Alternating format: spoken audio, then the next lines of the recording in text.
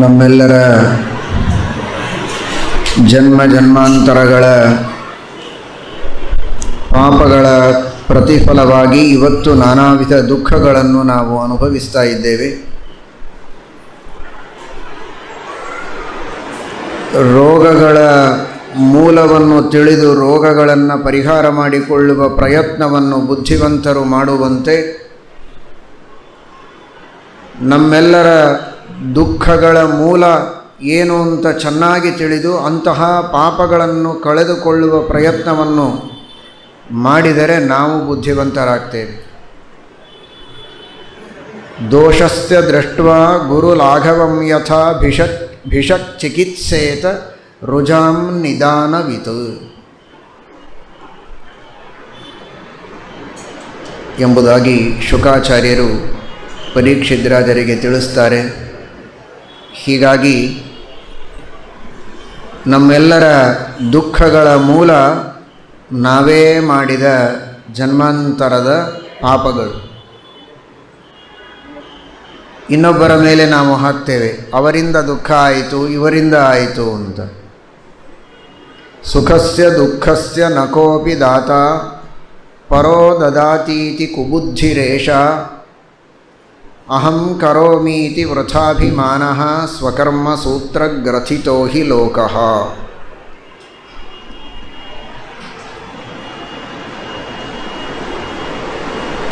ನಾವು ಮಾಡಿದ ಕರ್ಮಗಳೇ ನಮ್ಮ ಸುಖ ದುಃಖಗಳಿಗೆ ಕಾರಣ. ಹಾಗಾಗಿ ಮಾಡಿದ ಪಾಪಗಳನ್ನು ಕಳೆದುಕೊಳ್ಳುವ ಪ್ರಾಯಶ್ಚಿತ್ತವನ್ನು ನಾವು ಮಾಡಬೇಕು. ಮತ್ತೆ ಇಂತಹ ಪಾಪಗಳನ್ನು ಮಾಡಬಾರದು ಎಂಬ ತಿಳುವಳಿಕೆ ಇರಬೇಕು, ಆ ನಿರ್ಧಾರ ಇರಬೇಕು, ಪಶ್ಚಾತ್ತಾಪ ಆಗಬೇಕು. ಮಾಡಿದ್ದಕ್ಕೆ ಮನಸ್ಸಿಗೆ ನೋವಾಗಿರಬೇಕು, ಕಸಿವಿಸಿಯಾಗಿರಬೇಕು. ಅದೇ ಒಂದು ಪ್ರಾಯಶ್ಚಿತ್ತ ಮೊದಲು ಹಂತದಲ್ಲಿ. ಆ ನಂತರ ನಾವು ಬೇರೆ ಪ್ರಾಯಶ್ಚಿತ್ತಗಳನ್ನು ಮಾಡಿಕೊಂಡ್ರೆ ಅದು ಸಾರ್ಥಕ. ಪಾಪಗಳನ್ನು ಹೀಗೆ ಮಾಡೋದೇನೇ ಅನ್ನೋ ನಿರ್ಧಾರ ಇಟ್ಟುಕೊಂಡು ಪಾಪ ಮಾಡೋದು ಮತ್ತೆ ಪ್ರಾಯಶ್ಚಿತ್ತ ಮಾಡಿಕೊಳ್ಳುವುದು. ಅನೇಕ ಪ್ರಾಯಶ್ಚಿತ್ತಗಳನ್ನು ಹೇಳಿದ್ದಾರೆ. ಹಾಗಾದರೆ ಪಾಪಗಳನ್ನು ಮಾಡುವುದಕ್ಕೇನು ಭಯ ಇಲ್ಲ. ಯಥೇಚ್ಛವಾಗಿ ಮನ ಬಂದಂತೆ ಕಂಡಲ್ಲಿ ತಿಂದು ಕಂಡದ್ದನ್ನು ಮಾಡಿ ಆಮೇಲೆ ಪ್ರಾಯಶ್ಚಿತ್ತ ಮಾಡಿಕೊಳ್ತೇನೆ ಅಂತ ಪಂಚಗವ್ಯ ಪ್ರಾಶನವೋ ಹೋಮ ಹವನಗಳೋ ಇನ್ಯಾವುದೋ ವ್ರತ ನಿಯಮಗಳನ್ನು ನಾನು ಮಾಡ್ತೇನೆ. ಒಂದು ತಿಂಗಳು ಪಾಪ ಮಾಡೋದು, ಒಂದು ದಿನ ಪ್ರಾಯಶ್ಚಿತ್ತ ಮಾಡೋದು, ಈ ರೀತಿ ಶಾಸ್ತ್ರ ಒಪ್ಪುವುದಿಲ್ಲ.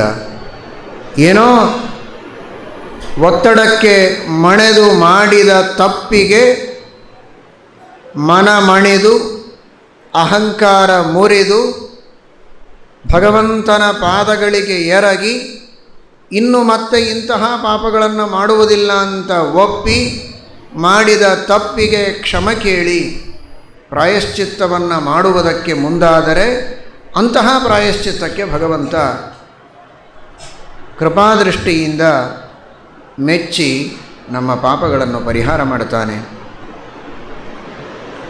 ಶುಕಾಚಾರ್ಯರಂತಾರೆ, ಅಂತಹ ಪ್ರಾಯಶ್ಚಿತ್ತಗಳು ಸಾವಿರಾರು. ಆದರೆ ಅದರಲ್ಲಿ ಶ್ರೇಷ್ಠವಾದ ಪ್ರಾಯಶ್ಚಿತ್ತ ಅಂದರೆ ಭಗವದ್ಭಕ್ತರ ಸೇವೆ, ಭಗವಂತನ ನಾಮಸ್ಮರಣೆ. ತತ್ಪುರುಷ ನಿಷೇವಯ ಅಂತಾರೆ. ಭಗವದ್ಭಕ್ತರ ಸೇವೆಯನ್ನು ಮಾಡಿದರೆ ನಮ್ಮ ಪಾಪಗಳ ಪರಿಹಾರವಾಗತ್ತೆ. ಭಗವಂತನ ನಾಮಗಳ ಸಂಕೀರ್ತನವನ್ನು ಭಕ್ತಿಯಿಂದ ಮಾಡಿದರೆ ನಮ್ಮ ಪಾಪಗಳ ಪರಿಹಾರವಾಗುತ್ತೆ.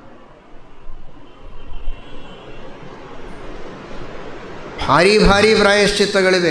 ಅಶ್ವಮೇಧಾದಿ ಯಾಗಗಳನ್ನೇ ಕೆಲವು ಪಾಪಗಳಿಗೆ ಪ್ರಾಯಶ್ಚಿತ್ತವಾಗಿ ಹೇಳಿದ್ದುಂಟು.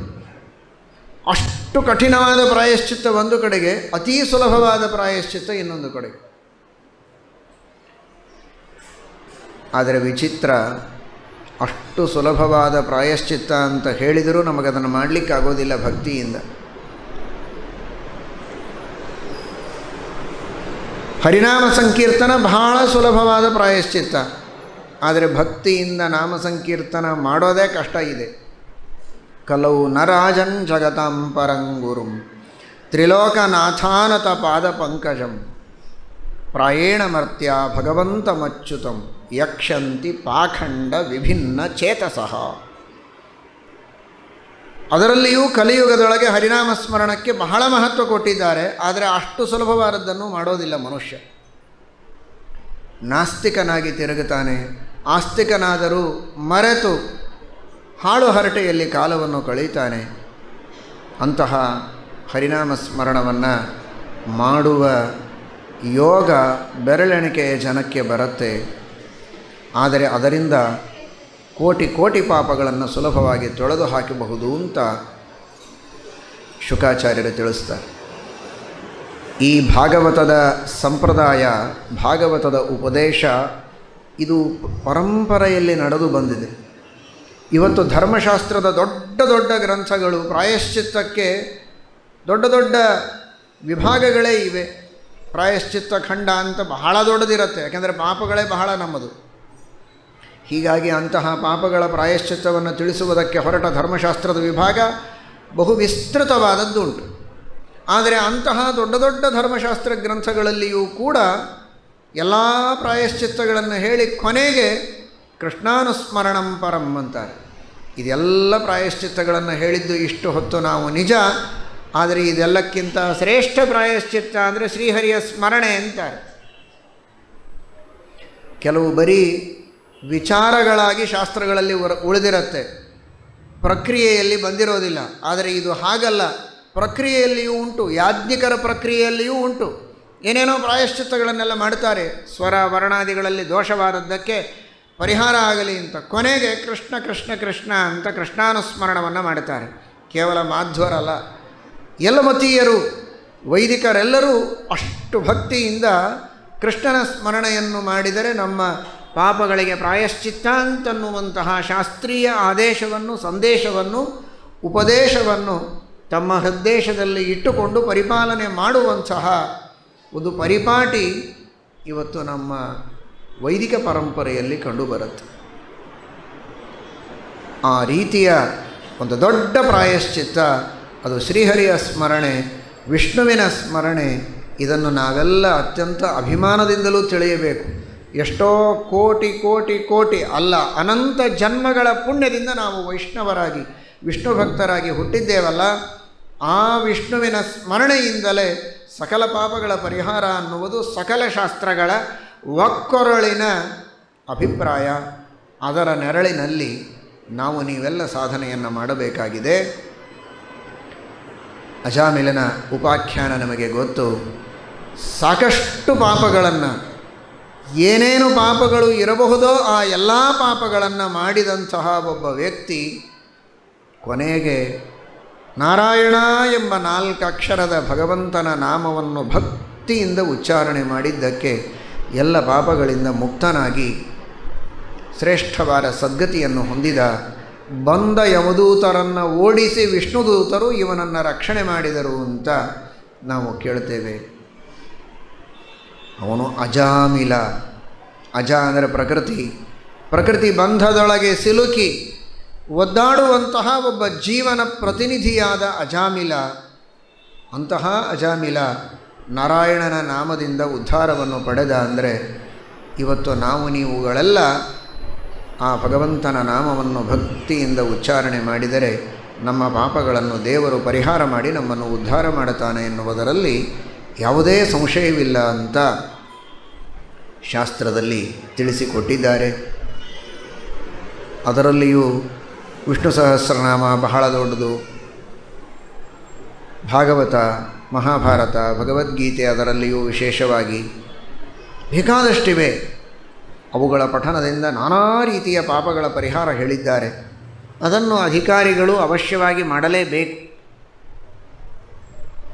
ಆದರೆ ಎಷ್ಟೋ ಜನರಿಗೆ ಎಲ್ಲವನ್ನು ಪಠನ ಮಾಡುವ ಅಧಿಕಾರ ಇಲ್ಲ. ಅಧಿಕಾರ ಇದ್ದವರಿಗೂ ಎಲ್ಲ ಅವಸ್ಥೆಗಳಲ್ಲಿ ಮಾಡಲಿಕ್ಕಾಗೋದಿಲ್ಲ. ಮಡಿಯಲ್ಲಿರುವಾಗ ಶುದ್ಧವಾಗಿ ಪಾರಾಯಣಾದಿಗಳನ್ನು ಮಾಡುವ ವಿಧಾನ ಇದೆ.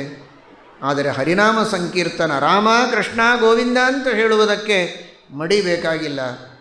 ಯಾವ ಅವಸ್ಥೆಯಲ್ಲಿಯೂ ಹೇಳಬಹುದು, ಎಲ್ಲಿಯಾದರೂ ಹೇಳಬಹುದು. ಅದು ಸಾರ್ವಭೌಮ ವ್ರತ, ಸಾರ್ವಕಾಲಿಕ ವ್ರತ. ಎಲ್ಲ ಭೂಮಿಯಲ್ಲಿಯೂ ಎಲ್ಲ ಕಾಲದಲ್ಲಿಯೂ ಮಾಡಬಹುದಾದಂತಹ ಶ್ರೇಷ್ಠವಾದ ವ್ರತ. ಆದರೆ ಅಂತ ಹೇಳಿ ಬಹಳ ಅಗ್ಗ ಅಂತ ಅದರ ಮಹತ್ವ ಕಡಿಮೆ ಇಲ್ಲ. ಸುಲಭವಾಗಿ ಮಾಡಬಹುದು ಅಂದರೆ ಮಹತ್ವಕ್ಕೇನು ಕೊರತೆ ಇಲ್ಲ. ಅಂತಹ ಶ್ರೇಷ್ಠವಾದ ವ್ರತ, ಶ್ರೇಷ್ಠವಾದ ಪ್ರಾಯಶ್ಚಿತ್ತ ಬರೀ ಪಾಪಗಳ ಪರಿಹಾರಕ್ಕೆ ಮಾತ್ರ ಅಲ್ಲ, ಪುಣ್ಯಗಳನ್ನು ಪಡೆಯುವುದಕ್ಕೂ ದೊಡ್ಡ ಸಾಧನ. ಆದರೆ ಸುಲಭ, ಯಾವಾಗೂ ಮಾಡಬಹುದು. ವರದರಾಜನ ಸನ್ನಿಧಾನದಲ್ಲಿ ಶ್ರೀಮನ್ ಮೂಲರಾಮ ದಿಗ್ವಿಜಯರಾಮ ವೇದವ್ಯಾಸ ದೇವರ ಪರಮ ಪಾವನ ಸನ್ನಿಧಿಯಲ್ಲಿ ಎಲ್ಲರೂ ಭಕ್ತಿಯಿಂದ ಸಂಕಲ್ಪವನ್ನು ಮಾಡಿ ಪ್ರತಿಜ್ಞೆಯನ್ನು ಮಾಡಿ ಹರಿನಾಮ ಸಂಕೀರ್ತನವನ್ನು ಯಾವಾಗಲೂ ಮಾಡೋಣ. ವ್ಯರ್ಥ ಕಾಲಹರಣ ಮಾಡೋದೇ ಬೇಡ. ಮಾತನಾಡಿ, ವ್ಯವಹಾರ ಇದ್ದಾಗ ಮಾತನಾಡಿ, ಇನ್ನೇನೋ ಕೆಲಸ ಇದ್ದರೆ ಕೆಲಸ ಮಾಡಿ. ಕೆಲಸ ಇಲ್ಲದೆ ಏನೂ ವ್ಯವಹಾರ ಮಾಡುವ ಪ್ರಸಂಗವೂ ಇಲ್ಲದೆ ಸುಮ್ಮನೆ ಕೊಡೋ ಪ್ರಸಂಗಗಳಿದೆ. ಗಂಟೆಗಟ್ಟಲೆ ಸಾಲಿನೊಳಗೆ ನಿಂತು ಬಂದಿದ್ದೀರಿ ದೇವರ ದರ್ಶನಕ್ಕಾಗಿ ಅಂತೇನೆ. ಆದರೆ ಎಷ್ಟೋ ಸಜ್ಜನರು ಪಾರಾಯಣ ಸ್ಮರಣೆ ಮಾಡಿರ್ಬೋದು, ಎಷ್ಟೋ ಜನ ಹಾಳು ಹರಟೆನೂ ಹೊಡೆದಿರ್ಬೋದು. ಇಲ್ಲಿಂದ ಅಲ್ಲಿಯವರೆಗೆ ಆರಕ್ಷಕರನ್ನು ಬೈತಾನೇ ಹೋಗಿರಬಹುದು. ಆರಕ್ಷಕರನ್ನು ಬೈಯುವುದರ ಬದಲು ಆ ರಕ್ಷಕನನ್ನು ನೆನೆದಿದ್ದರೆ ಮೋಕ್ಷನೇ ಆಗ್ತಿತ್ತಲ್ಲ ಇಷ್ಟೊತ್ತಿಗೆ. ಯಾಕೆ ಅವರನ್ನು ಇವರನ್ನು ಬೈಯೋದು ಅನ್ನೋದು ನಮ್ಮ ಹಣೆ ಬರಹ. ಪುಣ್ಯ ಎಷ್ಟೊತ್ತಿರುತ್ತೋ, ಎಷ್ಟು ಪುಣ್ಯ ಸಾಧನೆ ಕೆಲವರಿಗೆ ಜಾಸ್ತಿ ಮಾಡಿಸಬೇಕು ಅಂತೂ ಇರುತ್ತೆ, ಅಥವಾ ಜನ್ಮಾಂತರದ ಪುಣ್ಯದಿಂದ ಶೀಘ್ರದಲ್ಲೇ ದರ್ಶನ ಕೊಡಬೇಕು ಅಂತೂ ದೇವರ ಸಂಕಲ್ಪ ಇರಬಹುದು. ಭಗವಂತನ ಸಂಕಲ್ಪ ಅರ್ಥ ಮಾಡಿಕೊಳ್ಳೋದಕ್ಕಾಗೋದಿಲ್ಲ. ಏನಿದೆಯೋ ಇದೇ ಹಣೆ ಬರಹ. ಆದರೆ ಅದಕ್ಕೆ ತಕ್ಕಂತೆ ನಾವು ಸಾಧನೆಯನ್ನು ಮಾಡಿದರೆ ಧನ್ಯಾತ್ಮರಾಗ್ತೇವೆ, ಭೂತಾತ್ಮರಾಗ್ತೇವೆ. ಪಾಪಾತ್ಮರಾಗುವುದು ಬೇಡ. ಹರಿನಾಮ ಸಂಕೀರ್ತನವನ್ನು ಭಕ್ತಿಯಿಂದ ಮಾಡುವಂತಹ ಪ್ರಯತ್ನವನ್ನು ನಾವು ನೀವೆಲ್ಲ ಮಾಡೋಣ. ನಿತ್ಯದಲ್ಲಿಯೂ ಮಾಡೋಣ, ಯಾವಾಗಲೂ ಮಾಡೋಣ. ದಾಸರು ಹೇಳಿದ ಹಾಗೆ ಶ್ರೀಮದ್ ಭಾಗವತವೇ ಪಂಚಮಸ್ಕಂಧದಲ್ಲಿ ತಿಳಿಸಿದಂತೆ ಕ್ಷುತ್ಪತನ ಜೃಂಭನ ಸ್ಖಲನ, ಹಸಿವಾದಾಗ, ನೀರಡಿಕೆಯಾದಾಗ, ಕೆಮ್ಮಿದಾಗ, ಬಿಕ್ಕಿದಾಗ, ಬಿದ್ದಾಗ, ಎದ್ದಾಗ, ನಕ್ಕಾಗ, ನಲಿದಾಗ, ಮಾತನಾಡುವಾಗ, ಯಾವುದೇ ಸತ್ಕರ್ಮಗಳನ್ನು ಮಾಡುವಾಗ ಅಥವಾ ವ್ಯವಹಾರದ ಕೆಲಸಗಳನ್ನು ಮಾಡುವಾಗ ಹರಿನಾಮ ಸಂಕೀರ್ತನೆಯನ್ನು ಮಾಡಿ. ಆದರೆ ಮನಸ್ಸಿನಲ್ಲಿ ಭಕ್ತಿ ಮಾತ್ರ ಇರಬೇಕು. ಅಭಕ್ತ್ಯೋದಾಹೃತಂ ನೈವ ಫಲದಾತೃ ಭವಿಷ್ಯತಿ. ಎಷ್ಟು ಮಹಿಮೆ ದೇವರದು! ಇಡೀ ವಿಶ್ವವನ್ನು ಸೃಷ್ಟಿ ಮಾಡಿದ ಸ್ವಾಮಿ, ನನಗೆ ಅನಂತ ಉಪಕಾರ ಮಾಡಿದ ಭಗವಂತ, ನನ್ನ ತಂದೆ ತಾಯಿ ಸರ್ವಸ್ವ ಅಂತ ಮನಸ್ಸು ಭಕ್ತಿಯ ರಸದಿಂದ ತೊಯ್ದು ಆ ಭಗವಂತನ ಪಾದಗಳಿಗೆ ಅರ್ಪಿಸುವ ರೀತಿಯಲ್ಲಿ ನಾವು ನಾಮಸ್ಮರಣೆಯನ್ನು ಮಾಡಬೇಕು ಅಂತ ಶ್ರೀಮದ್ ಭಾಗವತ ನಮಗೆ ಸಂದೇಶವನ್ನು ನೀಡುತ್ತಾ ಇದೆ. ವಾಸುದೇವಂ ನಿರಂಜನಂ ಅಂತ. ದೇವ ಹೇಗಿರಬೇಕು ಅಂದರೆ ವಾಸು. ವ ಅಂದರೆ ಜ್ಞಾನ, ವಾ ಗತಿ ಗಂಧನಯೋ. ವ ಅಂದರೆ ಜ್ಞಾನ, ವಂ ಜ್ಞಾನ. ಅಸು ಅಂದರೆ ಪ್ರಾಣ. ಅಸು ಅನ್ನುವ ಶಬ್ದಕ್ಕೆ ಪ್ರಾಣಶಕ್ತಿ ಅಂತ ಅರ್ಥ. ಐತರೇಯೋಪನಿಷತ್ತು ಹೇಳುತ್ತದೆ, ನಾವೇನಾದರೂ ಮಾತನಾಡ್ತೇವೆ ಅಂದರೆ ಆಗ ನಮ್ಮ ಮನಸ್ಸೆಲ್ಲ ಪ್ರಾಣದಲ್ಲಿ ಸನ್ನಿಹಿತವಾಗಿದೆ ಅಂತ. ಹೀಗಾಗಿ ಪ್ರಾಣಶಕ್ತಿ, ಈ ಪ್ರಾಣಶಕ್ತಿ ನಮ್ಮಿಂದ ಯಾವುದೇ ಕ್ರಿಯೆಯಾಗುವಂತೆ ಮಾಡೋದು. ಉಚ್ಚಾರಣೆಯೂ ಒಂದು ಕ್ರಿಯೆ. ಉಚ್ಚಾರಣೆ ಎಂಬ ಕ್ರಿಯೆ ನಮ್ಮಿಂದ ನಡೆಯಬೇಕಾದರೂ ಪ್ರಾಣಶಕ್ತಿಯೇ ಕೆಲಸ ಮಾಡಬೇಕು. ನೀವು ನೋಡಿ, ಜೋರಾಗಿ ಶ್ವಾಸೋಚ್ಛ್ವಾಸಗಳನ್ನು ಮಾಡ್ತಾ ಪಾರಾಯಣ ಮಾಡಿ ನೋಡೋಣ. ಶ್ವಾಸೋಚ್ಛ್ವಾಸ ಮಾಡಬೇಕು, ಇಲ್ಲ ಪಾರಾಯಣ ಮಾಡಬೇಕು. ನಾನು ಮಾತೂ ಆಡ್ತೇನೆ, ಶ್ವಾಸೋಚ್ಛ್ವಾಸನೂ ಮಾಡ್ತೇನೆ ಅಂದರೆ ಆಗುವುದಿಲ್ಲ. ಹಾಗಾದರೆ ಕಾರಣ ಇಷ್ಟೇ, ಯಾವ ಪ್ರಾಣಶಕ್ತಿಯಿಂದ ನಾನು ಮಾತನಾಡಬೇಕೋ ಅದೇ ಪ್ರಾಣಶಕ್ತಿಯಿಂದಲೇ ಶ್ವಾಸೋಚ್ಛ್ವಾಸಗಳನ್ನು ಮಾಡಬೇಕು. ಆದ್ದರಿಂದ ಏಕಕಾಲಕ್ಕೆ ಎರಡನ್ನೂ ಮಾಡಲಿಕ್ಕಾಗುವುದಿಲ್ಲ. ಹೀಗಾಗಿ ನಿರಂತರ ಪ್ರಾಣಾಯಾಮ ಮಾಡಿದರೆ ಏನೊಂದು ಪ್ರಯೋಜನ, ಆ ಪ್ರಯೋಜನ ಅಖಂಡವಾಗಿ ಭಾಗವತ, ಮಹಾಭಾರತ, ಸರ್ವಮೂಲಾದಿ ಗ್ರಂಥಗಳ ಪಾರಾಯಣದಿಂದಲೂ ಉಂಟು. ಯಾಕೆಂದರೆ ಆ ಪಾರಾಯಣ ಕಾಲದಲ್ಲಿಯೂ ಕುಂಭಕವಾಗತ್ತೆ.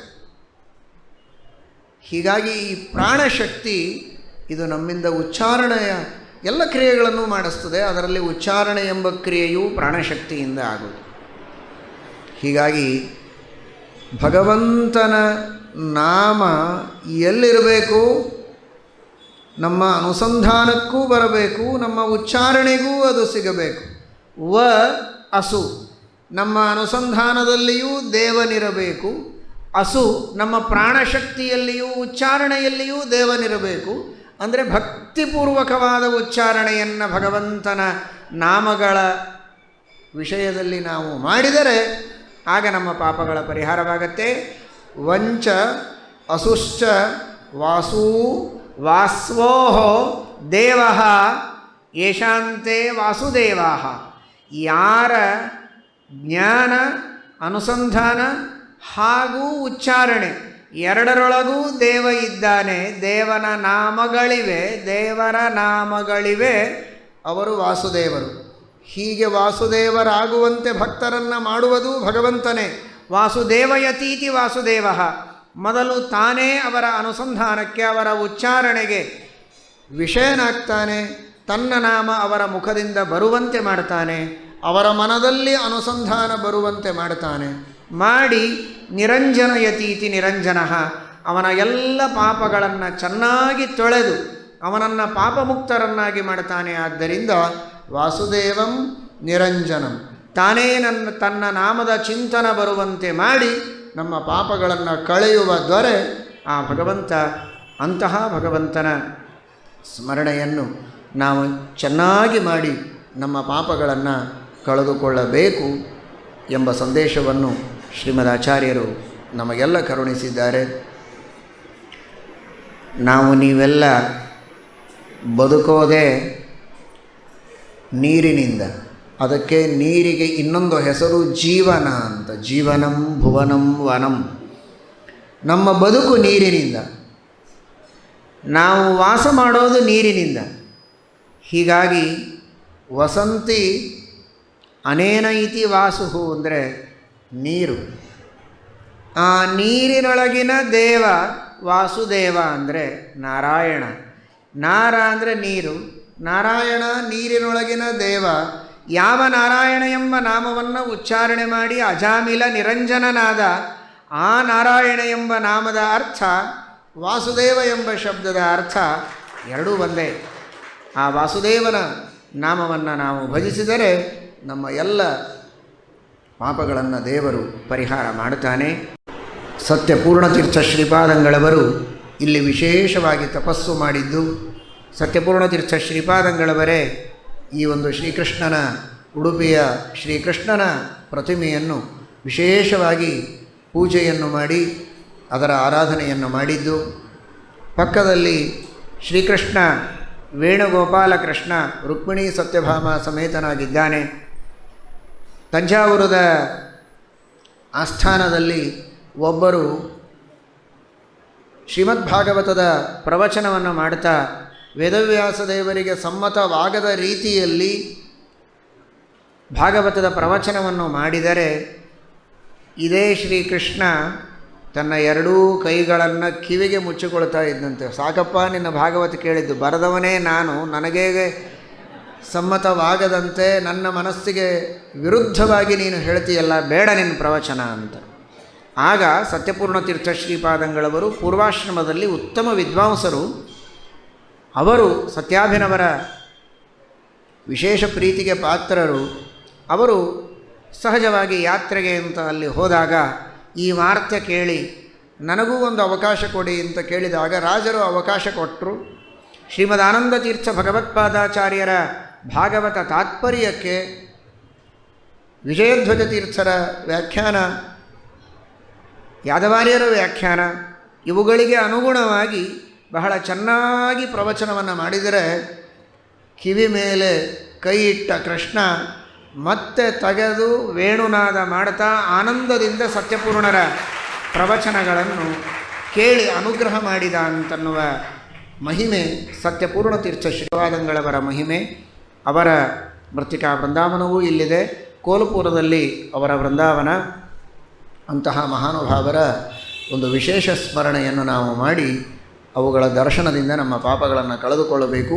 ಸತ್ಯವರತೀರ್ಥ ಶ್ರೀಪಾದಂಗಳವರ ಆರಾಧನೆ. ಸತ್ಯಧರ್ಮತೀರ್ಥ ಶ್ರೀಪಾದಂಗಳವರ ಗುರುಗಳು, ಶ್ರೀಮದ್ಭಾಗವತಕ್ಕೆ ವ್ಯಾಖ್ಯಾನವನ್ನು ಮಾಡಿದ ಮಹಾನುಭಾವರು ಸತ್ಯಧರ್ಮತೀರ್ಥ ಶ್ರೀಪಾದಂಗಳವರು. ಅಂಥವರಿಗೆ ಗುರುಗಳು ಸತ್ಯವರತೀರ್ಥರು.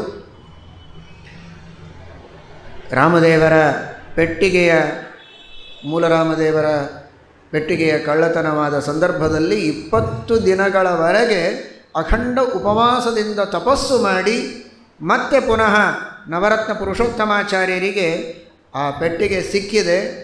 ಅವರು ತಂದು ಒಪ್ಪಿಸುವವರೆಗೆ ತಮ್ಮ ಉಪವಾಸದ ತಪಸ್ಸನ್ನು ಮಾಡಿ ದೇವರನ್ನು ಒಲಿಸಿಕೊಂಡ ಮಹಾನುಭಾವರು ಸತ್ಯವರತೀರ್ಥ ಶ್ರೀಪಾದಂಗಳವರು ಅನ್ನುವುದಕ್ಕೆ ಆ ನವರತ್ನ ಪುರುಷೋತ್ತಮಾಚಾರ್ಯರಿಗೇನೇ ಆಶ್ರಮವನ್ನು ಕೊಟ್ಟು ಸತ್ಯಧರ್ಮತೀರ್ಥರು ಅಂತ ನಾಮಕರಣವನ್ನು ಮಾಡಿದರು. ಅಂತಹ ಮಹಾತಪಸ್ವಿಗಳು, ಮಹಾಜ್ಞಾನಿಗಳು ಸತ್ಯವರತೀರ್ಥ ಶ್ರೀಪಾದಂಗಳವರು. ಅವರ ಒಂದು ವಿಶೇಷ ಅನುಗ್ರಹ ನಮ್ಮೆಲ್ಲರ ಮೇಲೆ ಆಗಲಿ. ಸತ್ಯವರತೀರ್ಥರ ಪಾದುಕೆಗಳ ಮೇಲೆ ಸತ್ಯಧರ್ಮತೀರ್ಥ ಶ್ರೀಪಾದಂಗಳವರು ಸ್ತೋತ್ರವನ್ನು ರಚನೆ ಮಾಡಿದ್ದಾರೆ. ಎಂತಹ ದಿವ್ಯವಾದ ಸ್ತೋತ್ರ, ಅದ್ಭುತವಾದ ಸ್ತೋತ್ರವನ್ನು ಸತ್ಯವರತೀರ್ಥರ ಪಾದುಕೆಗಳ ಮೇಲೆ ಸತ್ಯಧರ್ಮತೀರ್ಥ ಶ್ರೀಪಾದಂಗಳವರು ಮಾಡಿದ್ದಾರೆ. ಸತ್ಯವರರ ಪಾದುಕೆಗಳು ಅಂದರೆ ಎಲ್ಲ ತೀರ್ಥಕ್ಷೇತ್ರಗಳಿಗೆ ಹೋಗಿ ಬಂದರೆ ಏನು ಫಲ, ದೇವತೆಗಳ, ವಾಯುದೇವರ, ಭಗವಂತನ ಅನುಗ್ರಹವನ್ನು ನಾವು ಪಡೆಯುವುದಕ್ಕೆ ಏನೆಲ್ಲ ಸಾಧನೆ ಮಾಡಬೇಕೋ ಅದೆಲ್ಲ ಗುರುಗಳ ಅನುಗ್ರಹದಿಂದಲೇ, ಗುರುಗಳ ಪಾದುಕೆಯ ಸೇವೆಯಿಂದಲೇ ನಮಗೆ ಸಿಗುವುದಕ್ಕೆ ಸಾಧ್ಯ ಅಂತ ಬಹಳ ಉತ್ತಮವಾದ ರೀತಿಯಲ್ಲಿ ಸ್ತೋತ್ರವನ್ನು ಮಾಡಿದ್ದಾರೆ. ಅಂತಹ ಶ್ರೇಷ್ಠವಾದ ಮಹಿಮೆಯಿಂದ ಕೂಡಿದ ಮಹಾನುಭಾವರು ಸತ್ಯವರತೀರ್ಥ ಶ್ರೀಪಾದಂಗಳವರು. ಅವರ ಅನುಗ್ರಹ ನಿಮ್ಮೆಲ್ಲರ ಮೇಲೆ ಆಗಲಿ ಎಂಬುದಾಗಿ ಪ್ರಾರ್ಥನೆಯನ್ನು ಮಾಡೋಣ.